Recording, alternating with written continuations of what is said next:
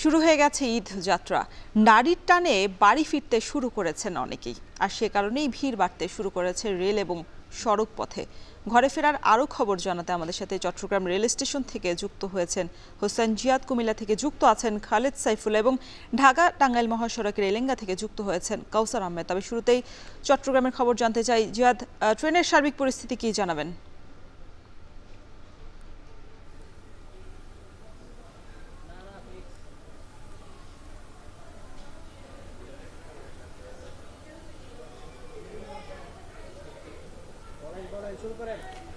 রোশন, মূলত বছর ঘুরে এই সময়টার জন্যই অপেক্ষা করে নাগরিক যে কর্মব্যস্ত মানুষ তারা, এবং মূলত এই ঈদ যাত্রার মধ্য দিয়ে ঈদের আনন্দের যে যাত্রা সেটি আসলে শুরু হয় এবং ঈদ আনন্দ ভাগাভাগি করার জন্য মানুষ এই সারা বছরটুকু এই সময় আসলে ছুটে যায় চিরচেনা যে গ্রামের আলো বাতাস, সেখানে আত্মীয় স্বজন কিংবা প্রতিবেশীর সাথে ঈদ আনন্দ ভাগাভাগি করে। এবং আজকে সকাল থেকে আমরা দেখেছি যে ভোর 6টা থেকে মূলত চট্টগ্রাম থেকে বিভিন্ন গন্তব্যে ট্রেনগুলো ছেড়ে গিয়েছে এবং প্রায় 6টির মতো ট্রেন ছেড়ে গিয়েছে চট্টগ্রাম থেকে, এবং সবগুলো ট্রেনে আমরা দেখেছি যে যাত্রী ভরপুর ছিল, কোনো দেরি ছিল না। ট্রেনগুলো নির্দিষ্ট সময়ে আসলে ছেড়ে গিয়েছে স্টেশন থেকে, বিশেষ করে ঢাকার উদ্দেশ্যে, কক্সবাজার, ময়মনসিংহের উদ্দেশ্যে ট্রেনগুলো ছেড়েছে। রেল কর্তৃপক্ষ বলছে যে এই ঈদ যাত্রাকে স্বস্তিদায়ক করতে তারা আইনশৃঙ্খলা বাহিনী মোতায়েন করেছেন স্টেশন এবং ট্রেনে বাড়তি। তার পাশাপাশি তারা 105টির মতো নতুন কোচ তারা তৈরি করেছেন, যেগুলো ঈদ যাত্রায় বহরে যোগ হবে। পাশাপাশি ইঞ্জিন সংকট ছিল, সেই ইঞ্জিন সংকটও কাটিয়ে উঠেছে। তারা বলছেন যে এবার ঈদ যাত্রা তারা স্বস্তিদায়ক করার যাত্রীদের জন্য সব চেষ্টা করছেন এবং চট্টগ্রাম স্টেশন থেকে অন্তত 15 থেকে 20,000 যাত্রী প্রতিদিন ছেড়ে যাবে।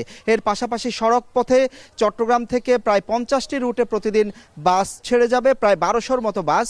সড়ক পরিবহন মালিক সমিতি বলছে যে প্রতিদিন 40,000-এর মতো মানুষ নগরী ছেড়ে যেতে পারবে। এবং আমরা দেখছি যে এখানে সকাল থেকে যারা ঢুকেছেন তাদের সবার চোখে মুখে আনন্দ, সবার চোখে মুখে উচ্ছ্বাস আমরা দেখতে পেয়েছি।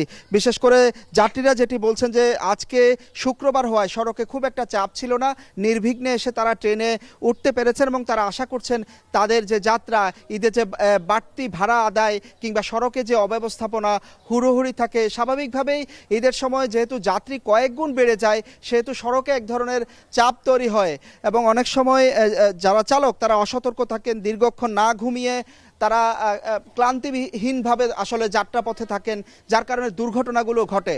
তারা আশা করছেন যে সরকার এই ব্যাপারগুলোর দিকে অন্তত নজর দিবে এবং একটি স্বস্তিদায়ক, আরামদায়ক ঈদ যাত্রা সবাইকে উপহার দিবে। রোশন, আমরা কুমিল্লার খবর জানতে চাই। খালেদ, প্রথম দিনের ঈদ যাত্রা ঘরমুখা মানুষের চাপ কেমন দেখছেন আপনি যেই জায়গাটাতে রয়েছেন? ঢাকা চট্টগ্রাম মহাসড়কে কিন্তু ঈদের যাত্রার একটি প্রভাব আমরা দেখতে পাচ্ছি। আজ শুক্রবার বিপুল পরিমাণ মানুষের কিন্তু ঘরে ফেরার যেই প্রতিযোগিতা আমরা সেটি কিন্তু মহাসড়কে আমরা দেখছি যে যানবাহনের চাপ বাড়ছে এবং মানুষজন ঘরে ফেরার চেষ্টা করছেন। আসলে মহাসড়কের বিভিন্ন জায়গাতে বাজার এবং বাস স্ট্যান্ডের কারণে যানজট এবং দুর্ভোগে পড়েন। আমি যে জায়গাটিতে আছি এটি কুমিল্লা ক্যান্টনমেন্ট সংলগ্ন নিশ্চিন্তপুর এলাকা। এখানে সকাল থেকেই কিন্তু আমরা যানজটের একটি প্রবণতা দেখছি যে গাড়ির খুবই চাপ এখানে তৈরি হয়েছে। এই যে দীর্ঘ যাত্রায় যে এই জায়গায় যে যানজটের সৃষ্টি হয় তাতে কিন্তু মানুষজন নির্দিষ্ট সময় নির্ধারিত স্থানে পৌঁছাতে ভোগান্তিতে পড়েন। এই নিশ্চিন্তপুর এলাকায় সড়কের কাজ চলছিল এবং কাজ কিন্তু বন্ধ রাখা হয়েছে এই যাত্রার কারণে, এবং যার কারণে এখানে যে ইউটার্ন রয়েছে সেই জায়গাটিতেই কিন্তু আসলে সংস্কারের কারণেই এই যানজটের এবং দীর্ঘ সারি আমরা দেখতে পাচ্ছি। এবং এই জায়গাটিতে প্রতিদিনই কিন্তু মানুষজন দুর্ভোগে পড়ছে। চালকরা অনেক দূর থেকেই এই যানজটের কারণে গাড়ি ধীরগতিতে চালিয়ে আসছেন। এখানে সকাল থেকে হাইওয়ে পুলিশকে কাজ করতে দেখছি আমরা। মহাসড়কে ঈদ যাত্রা নির্বিঘ্ন করতে জেলা প্রশাসন, পুলিশ প্রশাসন এবং সড়ক ও জনপথ বিভাগ সমন্বিতভাবে কাজ করার ঘোষণা দিয়েছেন এবং সড়ক পরিবহন নেতাদের প্রতিও আহ্বান করেছেন তাদেরকে শৃঙ্খলা মেনে যানবাহন পরিচালনার জন্য। তো সকলের আসলে প্রচেষ্টা থাকলেও আমরা সড়কে এই ধরনের যানজট যানজটের কারণে যা আমরা দেখি যে আসলে অনেক সময় বেসামাল পরিস্থিতি তৈরি হয় এবং ঈদযাত্রায় যেন কোনো রকম ভোগান্তি দুর্ভোগ যেন যাত্রীরা না দুর্ঘটনার যদিও পড়ে থাকেন সেখান থেকে রেস্কিউ করার জন্য দ্রুত যেন সেখান থেকে উদ্ধার করা হয় সেই রকম প্রস্তুতিও কিন্তু রয়েছে প্রশাসনের দিক থেকে। আমরা দেখছি যে আসলে দীর্ঘ যানজটের কারণে অনেকেই যারা গন্তব্যে যাবেন তারা কিন্তু ভোগান্তিতে পড়ছেন এবং বলছে যে আসলে এইভাবে যদি আগামী ঈদ পর্যন্ত আসলে এইভাবে যদি সড়কে যানজট লেগে থাকে তাহলে হয়তো এটা এই ক্যান্টনমেন্ট এলাকার যানজটটি কিন্তু বড় ভোগান্তির কারণ হবে। রওশন।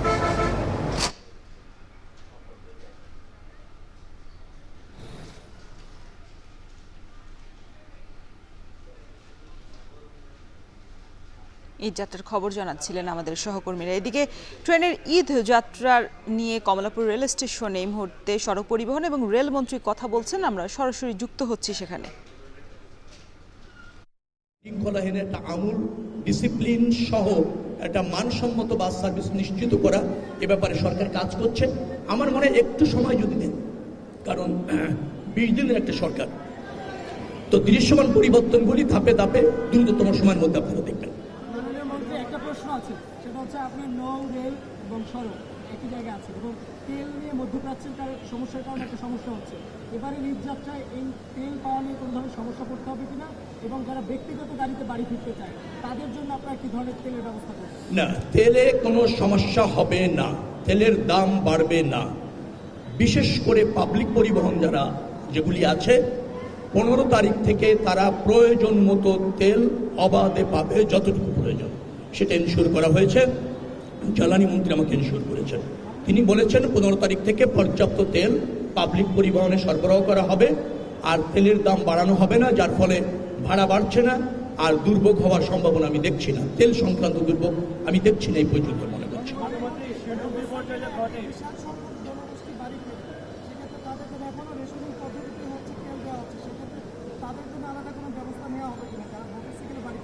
না না, ওইটা বিবেচনা করা হচ্ছে। আমার মনে হয় 15 তারিখের পর থেকে রেশনিং ব্যবস্থা এভাবে থাকবে কিনা তার পুনর্বিবেচনা করা হবে।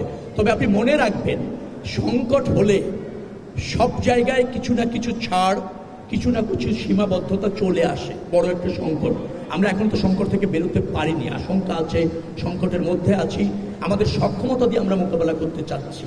একটা সংকট যখন হয় সবাইকে একটু স্যাক্রিফাইস তো করতেই হবে, নিশ্চয়ই জনগণকেও কিছু না কিছু তো করতে হবে। মানুষের ঈদ যাত্রা নিয়ে কমলাপুর রেল স্টেশনে এই মুহূর্তে সড়ক পরিবহন এবং রেলমন্ত্রী কথা বলছিলেন, আমরা সরাসরি যুক্ত ছিলাম।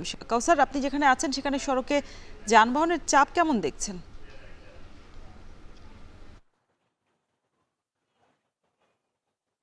জি রওশন, আমি আছি মহাসড়কের এলেঙ্গা বাস স্ট্যান্ড এলাকায়। একটি গুরুত্বপূর্ণ একটি মহাসড়ক। এই মহাসড়ক হয়ে উত্তর পশ্চিমাঞ্চলের সহ আশেপাশের প্রায় 23 জেলার যানবাহন এই মহাসড়ক ব্যবহার করে থাকে। আর এই মহাসড়কে আমি দেখেছি যে গত কয়েকদিন যাবতীয় এই মহাসড়কে যানবাহনের চাপ বেড়েছে। তবে গেল রাত থেকে এই মহাসড়কে ঢাকায় যারা বসবাস করেন, অর্থাৎ যারা ঢাকায় বসবাস করেন তারা আসতে শুরু করেছেন। বলতে গেলে ঘরমুখো মানুষেরও ভিড় আমরা লক্ষ্য করেছি। আর এখানে আমরা দেখেছি যে আমার পেছনেই এই এলেঙ্গা ফ্লাইওভারের কাজ চলমান রয়েছে। আর এলেঙ্গা ফ্লাইওভারের কাজ এখন পর্যন্ত 30% কাজ শেষ হয়নি। এই এলেঙ্গা ফ্লাইওভারের কাজ চলমান থাকে এবং যমুনা সেতুতে অধিক ধারণ ক্ষমতার অধিক যানবাহন চলাচল কারণেই কিন্তু যানজটের সৃষ্টি হতে পারে বলে মনে করছেন এই মহাসড়ক ব্যবহারকারীরা। তারা বলছেন যে এই এলেঙ্গা বাস স্ট্যান্ড একটি গুরুত্বপূর্ণ মহাসড়ক। এখানে যেখানে মহাসড়কে 3 হুইলার চলাচল নিষিদ্ধ, সেখানে এই বাস স্ট্যান্ডে যতক্ষণ পুলিশ থাকে ততক্ষণ এই 3 হুইলার থাকে না। আর পুলিশ চলে গেলে এখানে বাস স্ট্যান্ডে কিন্তু অবৈধ পার্কিং করে রাখা হয়। তবে নানা কারণে এই মহাসড়কে যানজট হতে পারে বলে ধারণা করছেন এই মহাসড়ক ব্যবহারকারীরা। আর এদিকে যমুনা সেতুতে স্বাভাবিক সময়ে প্রতি মিনিটে 12 থেকে 15টি যানবাহন চলাচল করলেও ঈদ ঘিরে দেখা যায় যে প্রতি মিনিটে 45 থেকে 46টি যানবাহন চলাচল করে। তবে এদিকে পুলিশের পক্ষ থেকে 1000 পুলিশ সদস্য মহাসড়কে দায়িত্ব পালন করছে। তারা বলছেন যে তারা যানজট নিরসনে দিন রাত দায়িত্ব পালন করে। তো এই রওশন, এই ছিল আমার কাছে সর্বশেষ তথ্য। প্রথম দিনের ঈদ যাত্রায় ঢাকা